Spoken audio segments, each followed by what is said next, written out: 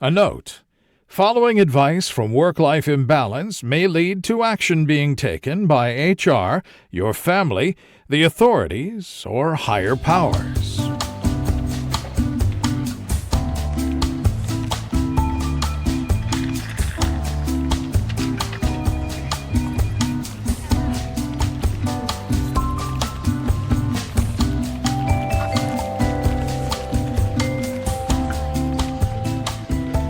Welcome to Work-Life Imbalance, an advice show focusing on workplace and lifestyle issues. Any resemblance to actual advice, living or dead, or actual wisdom is purely coincidental.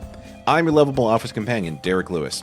Summer vacations and a general heat-based malaise have precipitated another trip down memory lane. We've chopped and screwed some of our favorite moments from episodes 33 through 38. We hope you enjoy it, and we'll be back in a couple of weeks with a brand new episode featuring your favorite business boys. Before I go, if you'd like to send us a question to read and answer on air, please send them to questions@WLIcast.com. If you'd like to support the show, go to patreon.com/WLIcast and become a patron and get some cool swag. Another great way to support the show is to spread the word, so please tell your friends about us. Thanks so much, and we'll talk to you soon. Like a horrifyingly misshapen phoenix from the ashes, I'm your monstrous manager, Frank Eastman. Oh no, you can't make a Phoenix reference too. I literally have a Phoenix reference in my fucking show notes. Oh no. God damn it. I am your lovable office companion, Derek Lewis. Oh. Well, what was your Phoenix reference? It wasn't better, but it was my lead in to the deep dive. Well, that's fine. We can have two Phoenix references. Two Phoenix. We can have two Phenai. Okay, that's fine. That's fine. The plural of Phoenix is Phenai. It just didn't seem big enough to actually have any ice in it. I actually looked at the machine for a minute, and then I looked around it like it was some sort of magic box. I was like, what witchcraft is this? You can't get ice from something this small. Where is it stored? Where does it keep it? Is it creating the ice as I push the button? Is it materializing the ice from the ether as I press the button? I mean, the cryonics required to make ice that quickly would be... I mean, we would have solved a lot of other problems that didn't involve giving me instant ice. I love the thought that a not insignificant portion of your first day was figuring out how the fucking ice machine worked. These are the important questions, Derek. So we've discussed, kind of getting your bearings, if you work in a computer style setting, getting software installed, getting passwords and accounts and all this kind of stuff set up. What are your interpersonal goals whenever you start a new job? I mean, my interpersonal goals when establishing dominance in a new place of work are to wait a suitable amount of time observing my teammates for psychological weaknesses that I can exploit in order to bend them to my will. I wish that was less true than it was. I expect a little more goofing in that, but that sounds about right.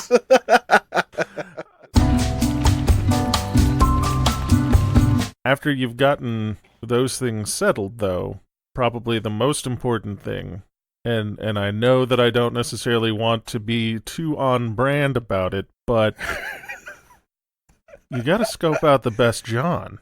I am going to cut you off here, and we will cover that in our upcoming to-be-named Turlet episode in great morbid detail. So I honestly think that we should. I'm at least pitching Uncle Derek's bathroom listener. We'll see. Name pending, but we will cover how to pick your favorite toilet at work in the episode. Definitely. I've been looking forward in a strange sort of way, kind of like when you're on a ship that's sinking and you know there's no way off it. And you kind of have a resignation, and then you think, well, maybe this is the only opportunity I'm going to get to watch a ship sink from the inside.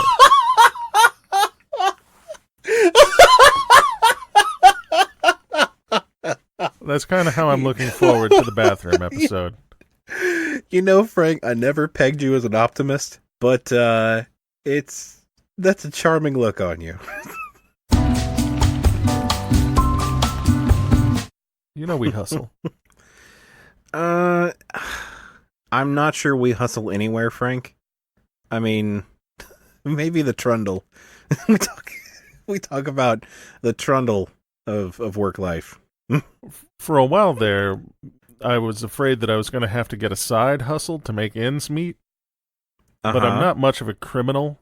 And come to find, like, selling legal drugs is just not all that profitable. No one wants black market Tylenol. I was about to say, like, ibuprofen and shit. Come on, man, I'll save you a trip to the drugstore. Got that good shit, 200 milligrams. These are coated. These are the caplets. Time release. None of that tablet bullshit here. Yes, I would do anything for love. But I won't do that. See, that wasn't bad. I was expecting some sort of terrible. Like, I've certainly heard worse. Like, I expected like some sort of like I don't know, like car indigestion noise of some sort. Like just grinding gears. I opened my mouth to sing and it just the sound of escaping hellscapes. Like that's really the kind of theme I thought your singing might go for. He opened his mouth to sing, and it was like the sound of angle grinders on kittens. Goddamn.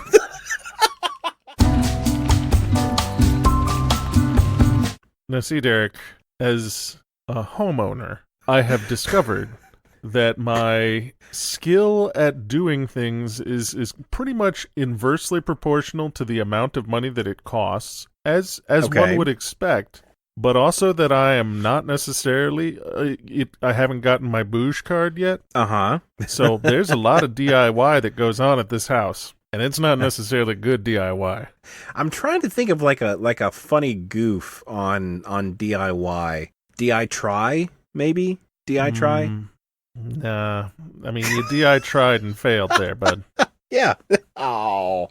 All right, well, you fucking do one. Give me a good, funny goof on DIY. I mean, I can't necessarily think of a big goof on DIY. That's why I didn't do it. But you're gonna fucking roast me for my attempt, my honest to God attempt at some sort of wordplay portmanteau, and you're just gonna shit on it. God. This is a lesson for you, Derek. You've now learned that to criticize is always much easier than to perform.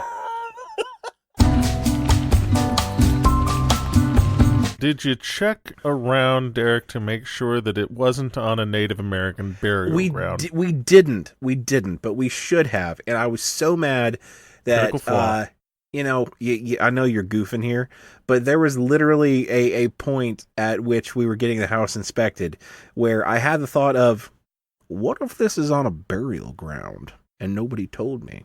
Because I've seen the poltergeist. I know what bad shit can happen. If Coach What's-His-Fuck can't handle the spooks and specters that come out because of being on a Native American burial ground, I don't think any of us have a chance. Yeah, for me, like, I keep thinking, I go into it and I go, this seems like it's going to be difficult. And then I get a quote for it and I go, well, I think I can do it myself. But then it rapidly turns into DIY. Mm-hmm. Yeah. Mm-hmm. See, it's hard, isn't it, Derek? It's difficult to make a pun on DIY. And it's a fucking homonym. Like, you just, to the people who didn't know that you were trying to make wordplay, they just thought you said DIY real weird. They can't all be winners, Derek. But here's the thing, Derek. I'm going to take out my boner and leave yours in the podcast. Okay, there are two things wrong with that sentence. First off, You can't edit it to make me look to make me look dumb. I do that plenty myself. The second thing, there was too long a pause after you said, "I'm gonna take out my boner." You Phrasing.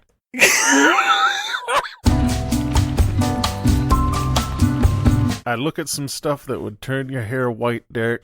In the office on the regular. Don't say that out loud. You still got like another 89 days before I got my VIG from you, so you better act right, Frank Eastman.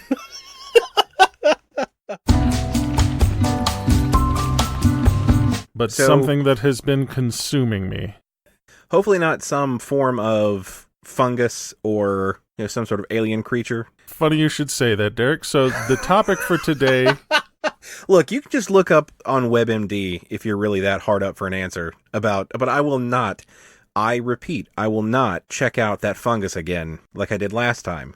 Once bitten, twice shy, Frank. It's just a rash, Derek. It's nothing to be scared of. Not necessarily the fact that it is a rash, it is the location of the rash that was so problematic. But HR already knows about it, it's fine. I mean, I can't see it myself, man, so... What am I supposed to do here? I don't know. I guess there's no good answer for that, because, I mean, I could have bought you one of those mirrors on a pole so that you could kind of like... It's a back scratcher for a mirror, basically. That might have let you get the angle. Anyway.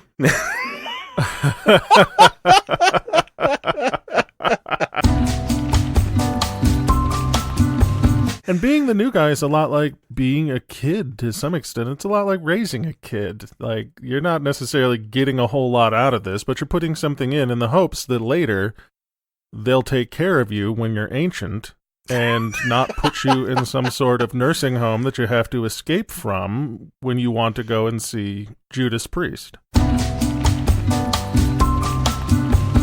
That's why it's so important that directly after someone gets hired, that you engage in a physical act of dominance so that you can establish pecking order within the pack. Right. That was actually one of the questions is what's the most important thing when breaking in a new hire? And I think you've answered it, that asserting dominance physically, not just like metaphorically, but physically forcing them into the fetal and or belly up position is extremely important. Their throat in your jaws and flip them over so that their tender underbelly is exposed and they know who is boss. No matter what company is building something, they never build it right. So before long, it will need to be maintained, and then you'll upgrade to the somewhat new hotness when shit's on fire, and that's a whole lot of fun. I thought that you guys, the software developers, did that on purpose for job security. We'll go with that. That would be a much better reason to fuck up than just general incompetence. So we'll go with your answer. Nobody on Earth wants to know exactly how much of bad software is just down to general incompetence. Honestly, I feel personally offended that I did not get like some sort of newsletter telling me about these fuckers, because it is that good. Like their Double Dare episode was fucking phenomenal. I learned Derek, much. I've been listening since episode 16, so I don't know where you're at. Look, if you want to dunk on me for things that I know are true, that's fine. But I know you're full of shit on this one. I know you're full of shit. No, so one that they did cover that I think you will find especially amazing. They cover the 1978 Star Wars Holiday Special.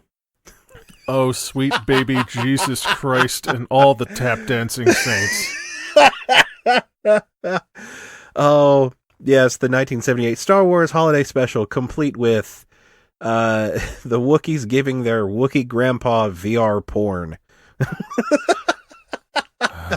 Merry Christmas, Grandpa. Here's some VR porn. So there will become a point when no politician will be free of somebody being able to to ogle their yams or their tuber.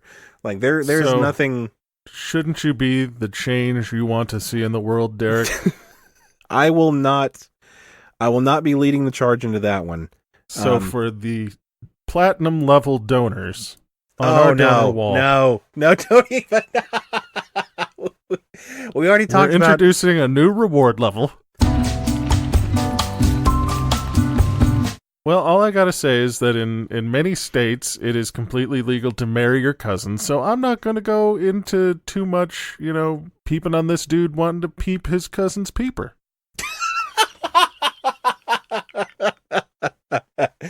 Oh, all right. So I guess we'll just fast forward right on to the end. We see you, cousin Cletus, and we're not judging too much. We're judging a little bit. All right, we're judging a lot, but but we're not going to try to stop you from being you. So could this person manage to win every single office-based argument for the rest of their tenure by just going to meetings with an uncooked hot dog, and then anytime their boss starts arguing with them, they just casually begin spinning it above their head?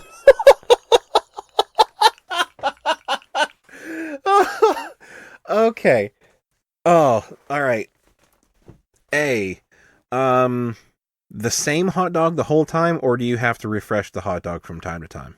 I mean, Derek, let's not be gross about it. We're going to have to get a fresh hot dog for every single meeting, but the good news is they come in packs of 8.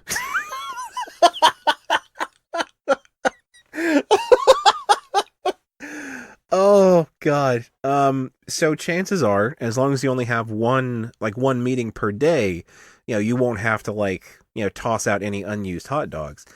So B, I think it has to do with who is in the room. If it's all people that are in the room that experienced the peening, I think you could get away with that because everybody else would be in on the joke.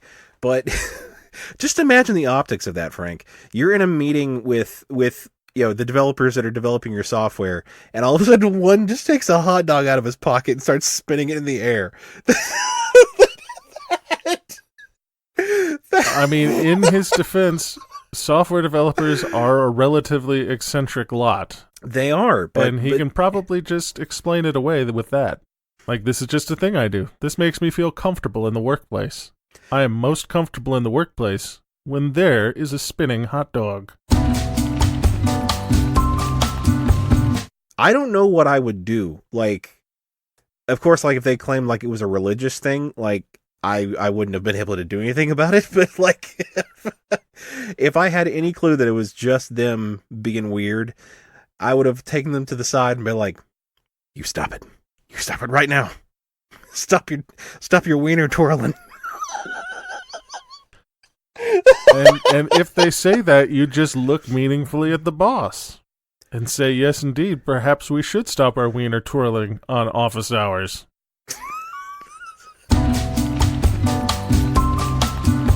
Of all those situations where you have dealt with somebody like this, I mean, have you ever gotten anybody to change their behavior, or have you always resorted to just replacing them because it's easier?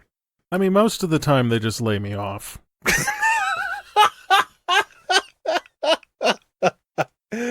Oh. Whoops.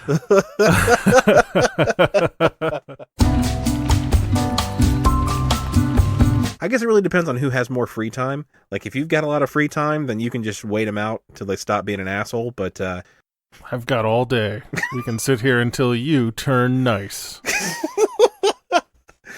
I have had a couple of meetings like that. It's dude, it's 9 a.m. I cleared my schedule to try to make you less of an asshole, so bring it on, big boy. We're going to see how long this takes. If you're going to try and correct me, Derek, you better bring snacks.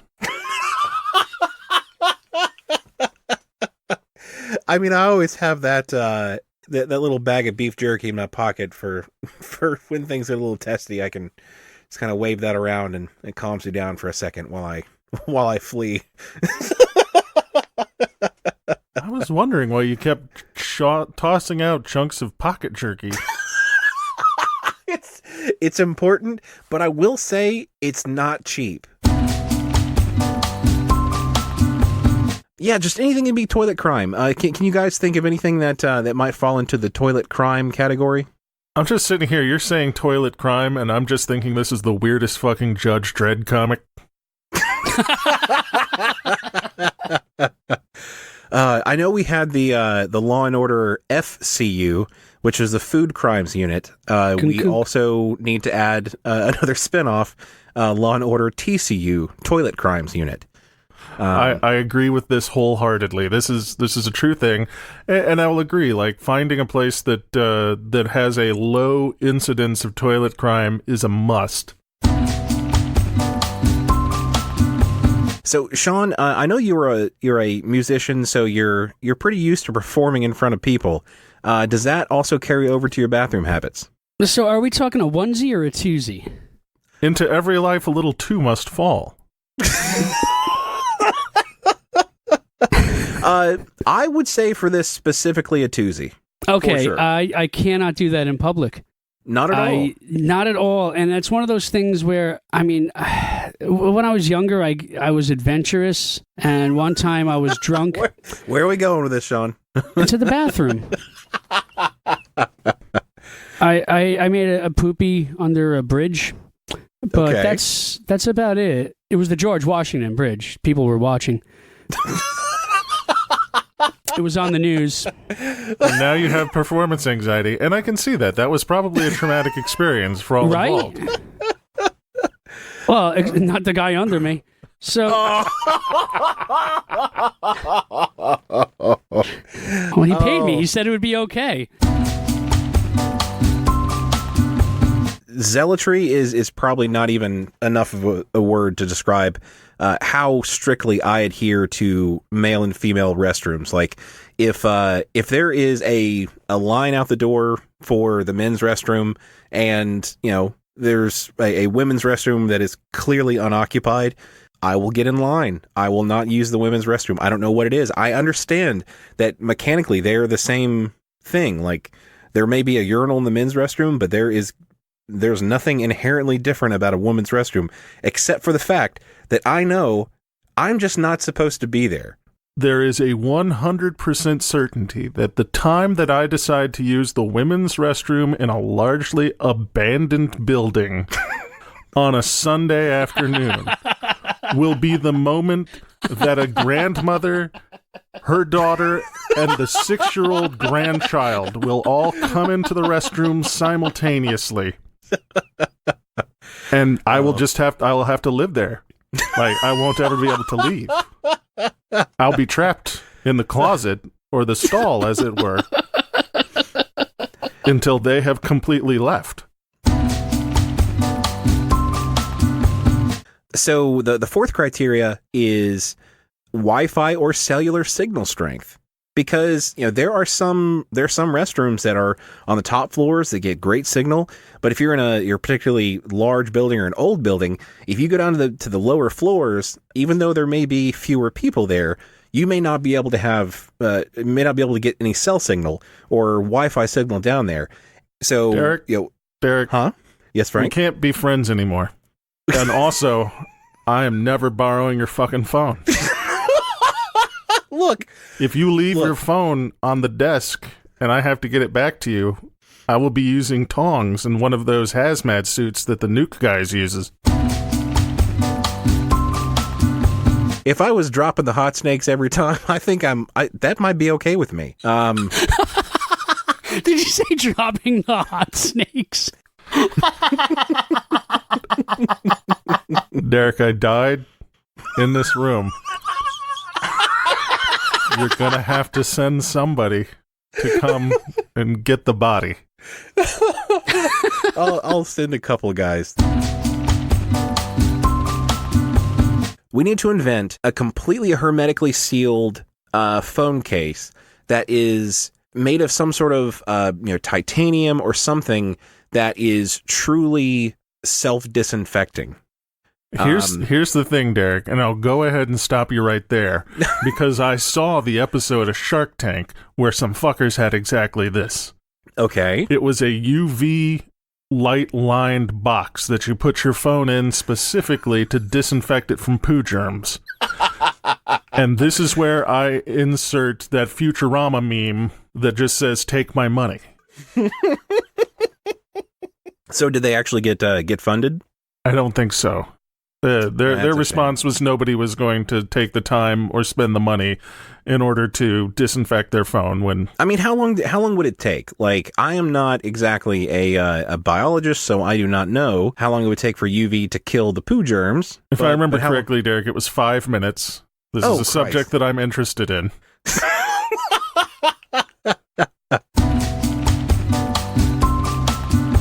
I will start dousing my phone in hand sanitizer every time I go to the restroom. How about that? All right, that means I don't have to douse you in hand sanitizer every time you come over to the house. I do set my phone on your table a lot. Jesus Christ. And then set in peanuts other upon news, that I've table. got to get a new table. This one's no good. I don't think it could be saved.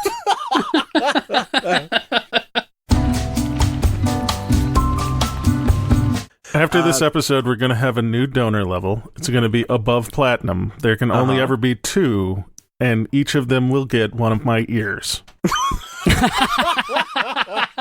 Yeah. I am not justifying using my phone on the toilet. I'm just saying there's no other option. Like, because what if I decided to bring a book into the restroom? I'd have to burn the book. Like, leave it there. I'd have to bring in Fahrenheit 451. This all fucking over. I would have to bring individual chapters of a book with me, and then just set them on fire and throw them in the garbage can, and maybe they'll burn up some of the poo dust. I know this is like scary. I'm doing right now, Derek, which is assembling a mind palace that I'm retreating into. A happy place where I don't have to think about anything. Is there anything that I have not listed off that you find is high on your list of priorities? Derek, I think you've been pretty exhaustive with your in-depth analysis.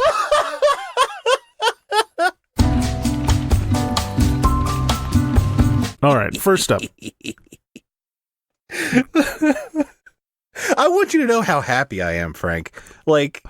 This is all I've wanted for 34 fucking episodes. This is all I've wanted. I'm just kind of insulted that you think that I'm some connoisseur of shit. I did ask Derek, are you sure this is the episode that Sean wants to be a part of? Why is it so hard to make a 3-year-old poop on the potty? And also, why is poop so funny? And farts. From Trisha and Shauna. Yeah, this is Two Girls on a Bench, and I knew Trisha would have my back. That fart jokes are funny. And here's the thing. Her and Shauna are comedy writers. Who better to decide what is funny than a fucking comedy writer? Well, here's the counterpoint, Derek. I think based on context, she's talking about the fucking children.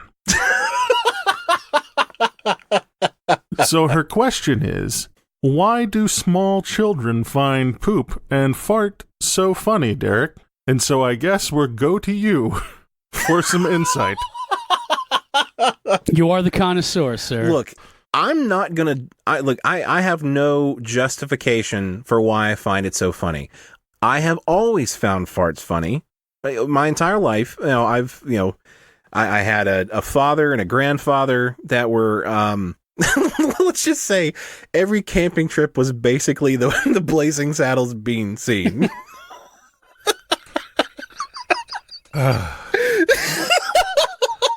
Some people are like, my family is a military family. My grandfather was military, my dad was military, and by God and country, I'll be military too.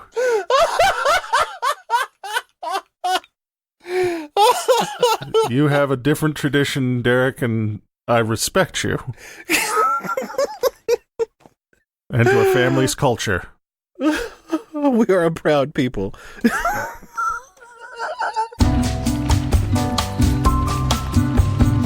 So this was actually in reference to the image that I sent, which was essentially one guy using a urinal out of a row of several, and then somebody walking up to the one right next to him and beginning a conversation.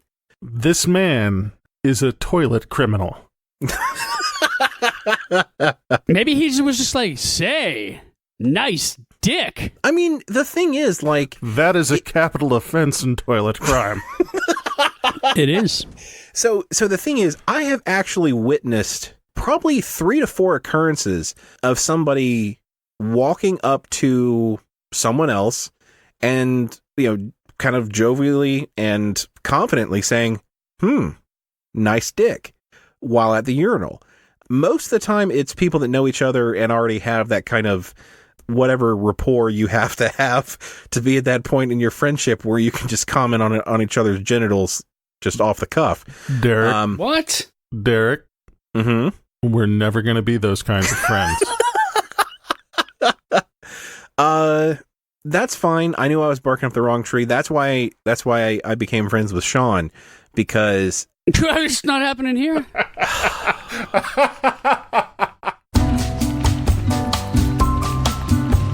I mean, did he think I was being judgmental? Like, I thought when I looked at his feeble body, I thought that guy can't pee very hard. What's that? Derek, you just have a face that says, I want to talk about toilet stuff. So this one is from Invasion of the Remake, Sam from Invasion of the Remake on Twitter. So here's one about something that freaks me out. Why do people drop their pants down around their ankles in public toilets? I mean, really, that floor, your clothes, then your chair or car seat. Ugh. I mean, the only people that do this on the regular are very small children and the aforementioned toilet criminals. I don't think he's just talking about, like, at the urinal. Like, I have only seen one adult man just drop trow at the urinal.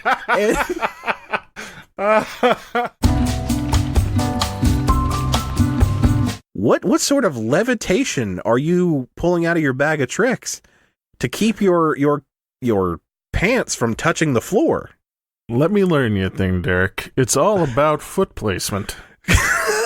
Thank you. Wait, is there some secret that I have not been let in on? Like, is that why there are footprints on the stall door? Like, you guys just spread eagle, like you've got like what are those things? Fucking stirrups in there, it's like propped against the door. You can leave your feet on the floor to do this. Yeah, stuff. you just have to place your feet a little farther out to the side so that your hole altogether doesn't drop with a clunk to the goddamn floor. Jesus Christ, Derek, now I have to burn the table and the chair.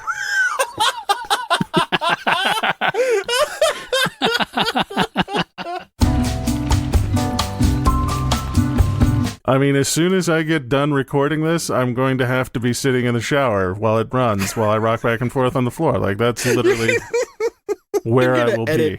Edit from... I'm going to send you a case of Purell, man. You're going to have to edit from the shower as you're cleansing your body. That may prolong the editing time, though. I don't know if this episode is ever going to actually get released, Derek. I think I'm going to take all the audio, put it on a flash drive... and shoot it into the sun.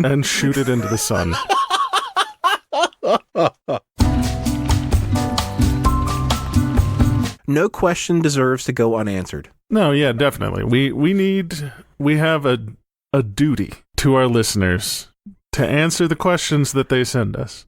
Not the questions that we wish they'd send us. But the questions that they actually send us.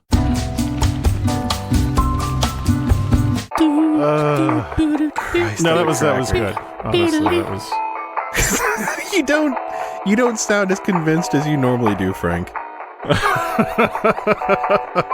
I'm jazzed, Derek. I'm jazzed to go over every second of this audio 5 or 6 times.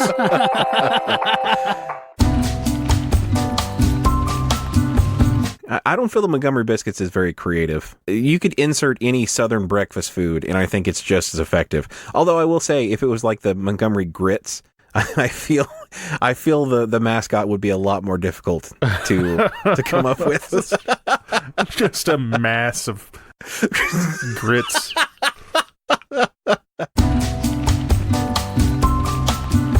Like I said, that morning we went to the Animal Kingdom, and I started to feel queasy. It was not long after that beautiful 4D stink bug experience that queasy turned. You lost your 11. Montgomery biscuits? Yeah, I committed crimes. Wait, hold on. I committed oral crimes because it was vomiting instead of the other. Did you make it to the bathroom in order to make toilet crimes? But, yeah, but the thing is that saying you committed oral crimes in the Animal Kingdom bathroom at Disney World doesn't necessarily quite. Oh no! But I feel that the stink bug, the ants. Or a Bug's Life 4D experience led to or contributed to my projectile vomiting experience.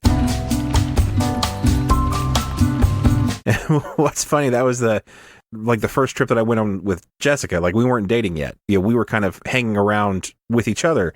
So it's kind of where we fell in love. So with my budding love for my future wife, this is the sweetest fucking story on the planet about how you and your wife fell in love on the trip in which you were horking all over the goddamn place in the Magic fucking Kingdom.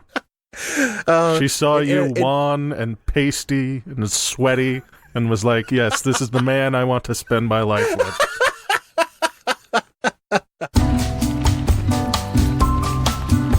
So what was the thought behind that? Why would they go with this like shitty ass popcorn, especially knowing that the Girl Scouts have the market cornered on fucking delicious cookies? Like, why would they not try to at least compete with that? I think because, the Girl Scouts, it's delicious, it's portable, it's shelf stable. For the Boy Scouts, I could see them trying to go like the Omaha steak route, where it's like Boy Scout steaks.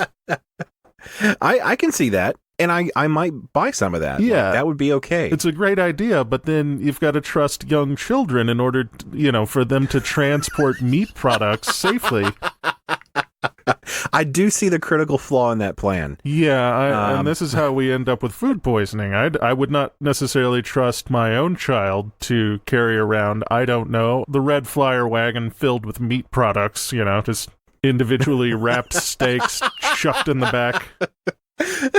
They don't even have the dry ice container with it. Like, they just literally just have raw meat very precariously wrapped inside of the red wagon. Heartwarming and heartwarming.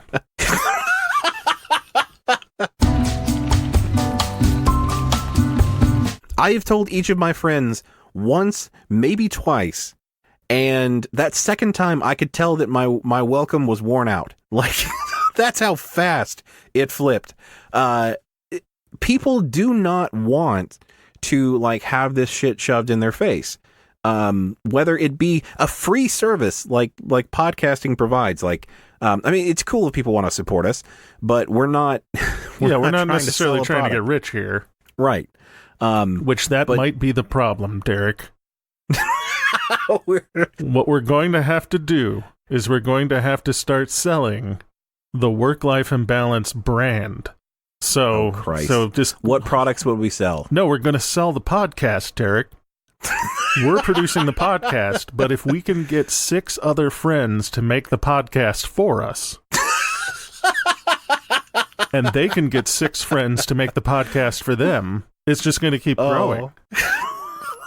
And then we'll be sitting at the top of the pyramid on Easy Street.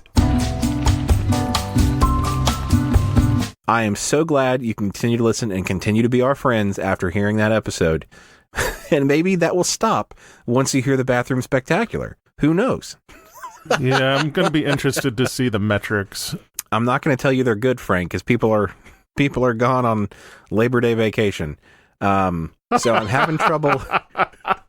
I'm having trouble gauging whether it's the content or timing. But we have hit a dip. Oh, wow. Oh, thanks for killing our podcast, Derek. I would want it to end no other way. It's really interesting, and like I said, they only have 2 episodes right now, so you can binge their entire collection very easily. You are.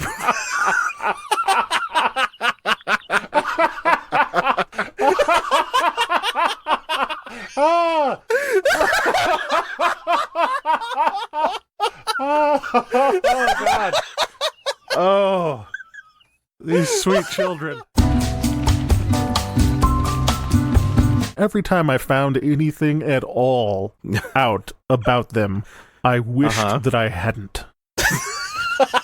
It was never good. It was never like, oh my God, that's fascinating. It was more, oh my God. Oh my God. Oh, please stop talking. Please stop sharing information.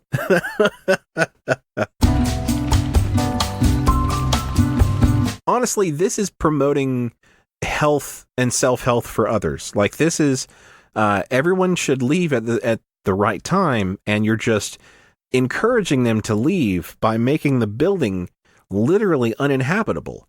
No, I mean, it doesn't necessarily have to be smell-based. I mean, maybe you get like one of those torture devices. And we release locusts.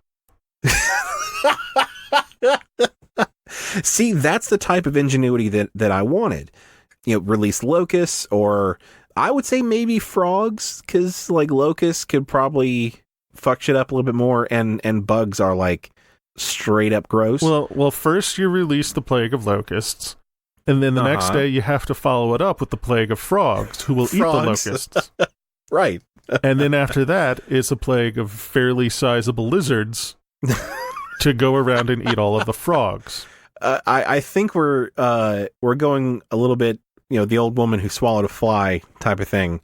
But it would keep the office environment fresh and new. Holy shit. We have finally solved one, Frank. We have done it. That's it. Podcast is over. I thought it was going to end on the poop episode, but no. We made it will end with an episode where week. we did something useful for once. And now we will dissipate and blow away in the wind, as the prophecy foretold. Derek, I can see a bright light. Should I go towards the light, Derek? What color is the light? It's blue and red, interchangeable. No! Run, Frank! Run! Run as fast as you can. They finally found you. I can remember walking into the various, we had a couple different video rental stores, and I think they still do in my hometown have at least one video rental place. Right. And, they had a particular smell, the layout, and just kind of going through and looking at all the box art and stuff like that. And, right. That's an experience. Yeah, looking at the box art, definitely. And I'm sure in the future, my kids will be like, oh, man, remember Netflix? Netflix was pretty cool. Do you remember when we had to actually, like, click a button and voluntarily stream something instead of just automatically experiencing it all at once, just by thinking it? Man, those were some good old days. Those were the good old days. We are already constructing VR video games. Now, I will say, there is merit that there has very rarely been a good video game based on a movie. So just cut out the middleman entirely. Don't try to make a video game out of the movie. Just literally drop people into the world. That has some interesting ramifications for certain types of movies. Oh, I imagine so. Some skeevy person is... that's all they're doing right now. Like, they have, like, some angel investors that are paying them millions to try to come up with a way to make truly interactive VR porn. Guaranteed. And little do they know, everybody's just going and getting their freak on in Second Life. That's a gross reference. Oh. Although now that I'm thinking about it, to some extent, as a project manager, like, I'm a professional bus chucking. Like, I get chucked onto the bus. That's almost my job. I am a speed bump for the bus. If, person A doesn't work in the same building as person B, but they're working on the same project, then you'll find where people throw each other under the bus a lot because they don't have to see each other and they don't really consider the other person or their feelings. Because they don't have that human aspect. It's a lot easier to say something shitty to somebody over the phone than it is to say it to them in person, where you can actually see their face and their crestfallen expression.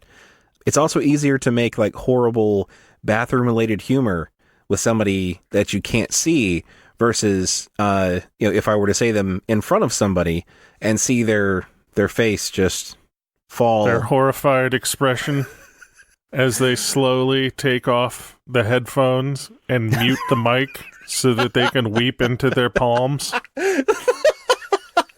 See, that would have put such a damper on the Bathroom Spectacular if I had to see you weep openly in person. And that's why we record remotely. so that we can make the comedy without having to worry about the humanity of the other person.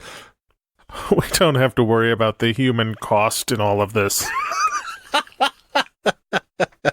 It was funny, Derek, but at what cost? At what cost? But I like the judo throw reverse bus toss. Right. Where you use the person's momentum. Standing on the curb, they're coming at you, ready to push you under the bus, and then you just kind of hip toss them. And the hip toss is executed with copious amounts of documentation. See, but the problem is that most of the time that I've seen somebody attempt that kind of, that judo, throw to use their momentum against them, to then throw them under the bus, what normally happens is that, they're about to get thrown, they grab the other person, and then they both get pulled under the bus, and both of them get fucked. I mean, to some extent, that's fine. From the depths of hell I stab at thee is kind of how I roll. So if I'm going down, we're all going to go down. That's just how it is. It's less about self-preservation and more about increasing the amount of agony and horror that happens in the situation. I can't go back to prison, Derek. I'm too pretty.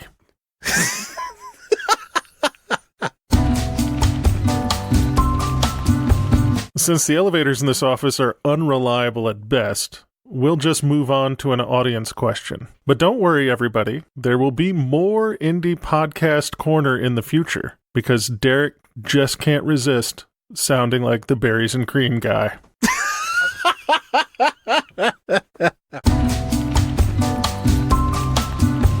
Wow, that's a very dim prospect. Holy crap. We're advocating for this cause, and we sold 100,000 shirts, and then the next day, the haters are having a bonfire of 100,000 shirts. That'd be real sad. I mean, I guess it's a means to an end, because that organization still made $500,000 at minimum. So I guess it's kind of a snake eating itself. But I mean, I'm just going to go ahead and put out there that for a certain demographic, apparently buying the shit and then setting fire to it is the best way they can think of to boycott things. Oh, that is fucking topical. Holy shit. Hold on, let me go buy some more shirts so I can set the bitches on fire. I got all your gay shirts. I got all the gay shirts. And I paid full price to retail for them too. I paid extra even for the extra large sizes. Ha ha! I added $1 to the NAACP, but by God, I got all your gay shirts. Oh my God! Yeah, some people not necessarily the brightest bulbs in the box. Want to get to an issue from the internet, Derek? Let's do it. I need to come up with a better transitional phrase than "let's do that" or "yes." I feel they're getting a little stale. I mean, it's functional. It's functional, and but a little more we can do believable better. than if you were like, "Fuck yeah." Very like, rarely, Derek, settle it down. It's just a podcast, man. very rarely have I ever been excited to get to anything that came from the internet, to be honest. What immediately comes to mind is whenever the boss comes to drop the kid off and leave, you just say, "Cool, I'm glad that you're having me relieved, and my shift is over, and the new dude's shift starts." And you just pin a little name tag to him.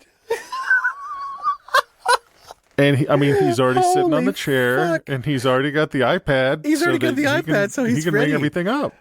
Holy shit. I mean, it seems like little man is ready to work. All he needs is an apron. That is fucking amazing. Get that dude a uniform. Oh, God. I mean, he's not very good at upcharging, but my God, people just love him. So he's employee of the month now. Especially when he starts screaming, slapping people on the ass, and running into the parking lot. Alternately, you put the kid in a closet somewhere, and then when the boss comes back and asks where his kid is, you're just like, "Oh, one of the customers bought him." Were we not supposed to sell the kid? I mean, you left him in here with all the merchandise, so I assumed you meant for him to be sold. He didn't work here. He wasn't buying anything, so we just figured he was... Oh, he had a little tiny price tag and everything. I think you have solved it, because I believe this is a setup for a late 80s, early 90s kid cop movie. Wow, they're rebooting the series, and this person didn't even realize, and they're missing an opportunity. Like, this could be a summer blockbuster. Come on, Ryan. We're going to find your dad. Well, I know where he is. He's just at the strip club. Then Ryan, we're going to the strip club.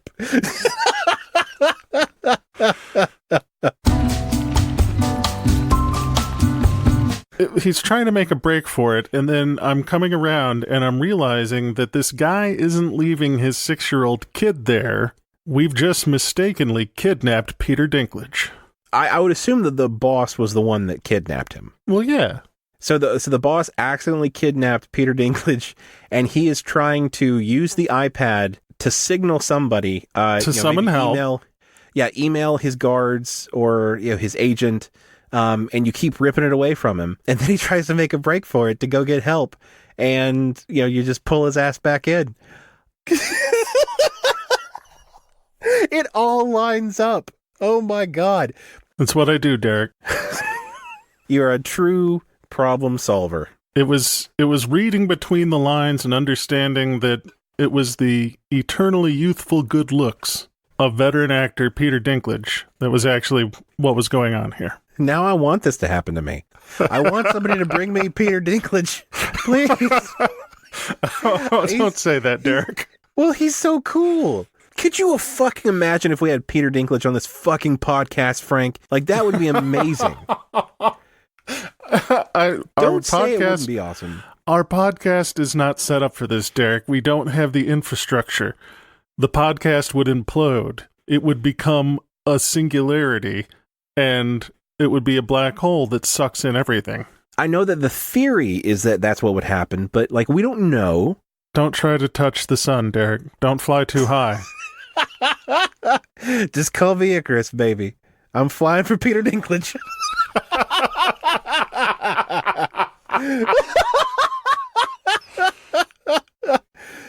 That's All right. You want to punch the clock? Yeah, let's punch the clock before Peter Dinklage puts a hit out on us for terrible fucking comedy. He's going to be on the show, but it's going to be us reading the cease and desist letter.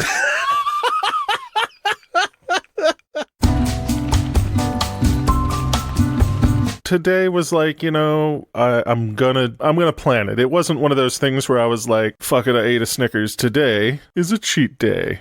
I woke up, and before I had anything to eat, I was like, you know what? Let's do this today. I'm feeling attacked by that Snickers comment, because that's normally how some of mine start. It's like, fuck. It's 11 a.m. I didn't know I wasn't supposed to have a Snickers. Damn it. Sometimes you just wake up, and the first thing you do is you stick a candy bar in your face. You don't even, your eyes aren't open yet. You're like a newborn kitten. They call them fun-sized, but they're really shame-sized, I think. There's just enough to make you feel bad about yourself. Like, you look at the steadily growing mound of little wrappers. Like, if you just had one, sure. Now, how bad of sins are we talking at Shake Shack? Like, did you get, the single burger, the double, or did you get, that monstrosity that is a burger with a fried mushroom on top of it, with cheese inside? Why you gotta call it a monstrosity, Derek?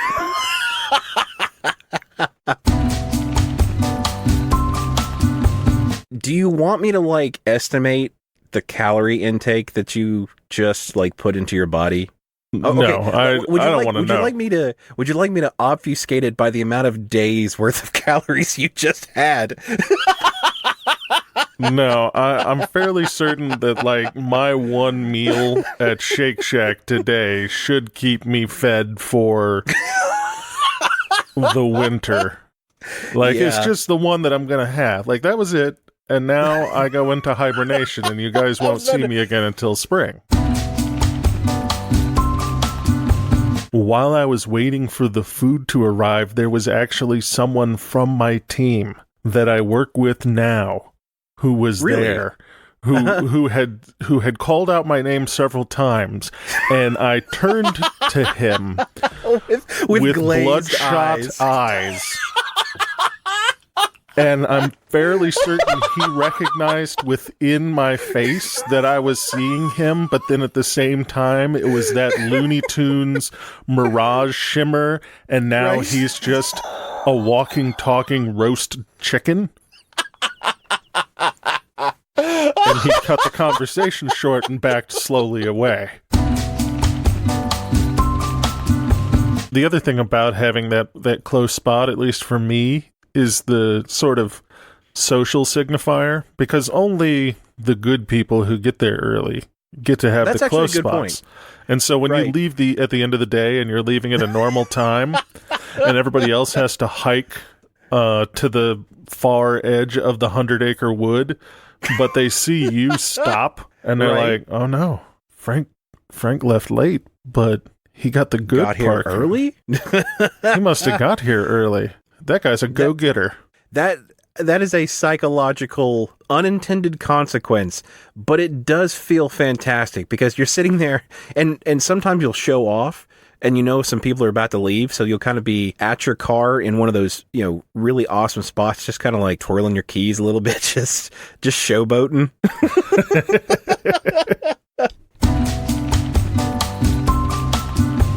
I will say, there is a caveat to having a really close parking situation.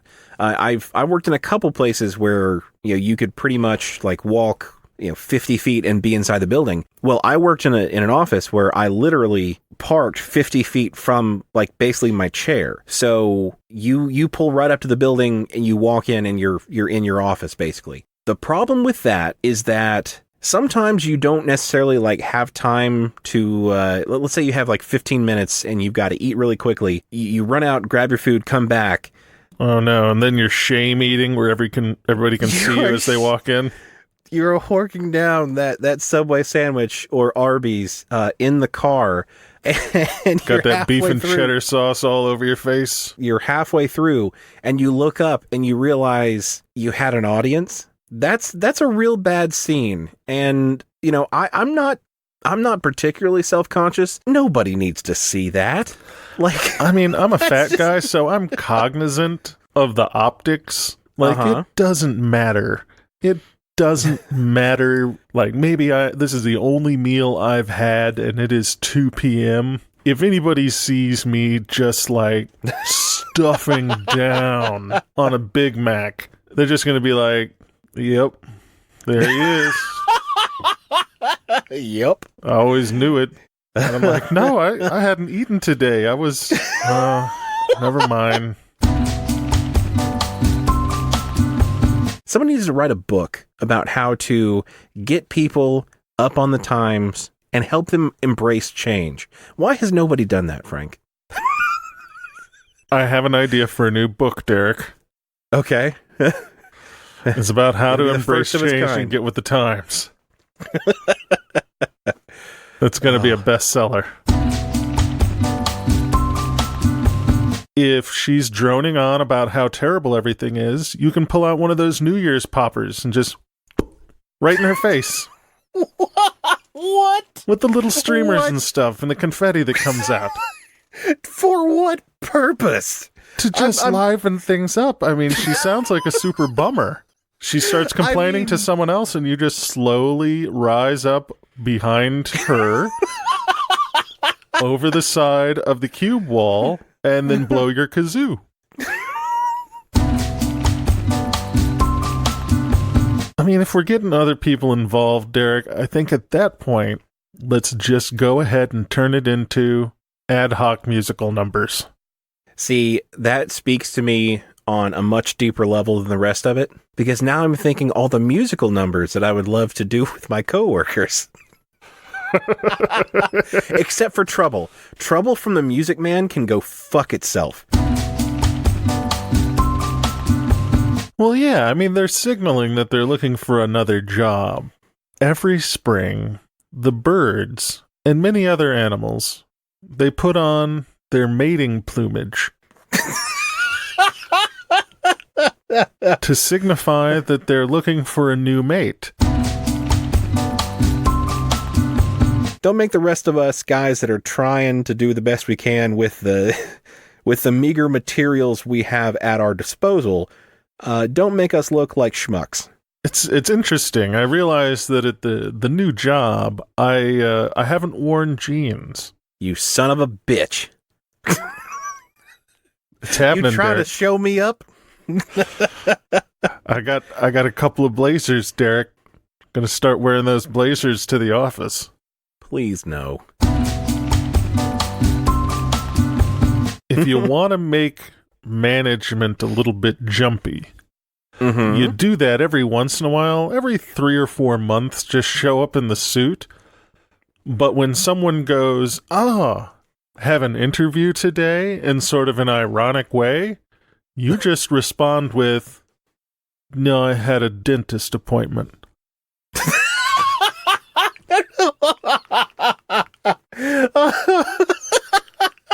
And you should actually start like dressing up for your dentist appointments. So that it's not a lie, but it sounds like a lie. The only problem I can see, Derek, is that the dental hygienists are going to get pissed off because you're fucking it up for the rest of them, showing up in a goddamn suit to your dentist appointment.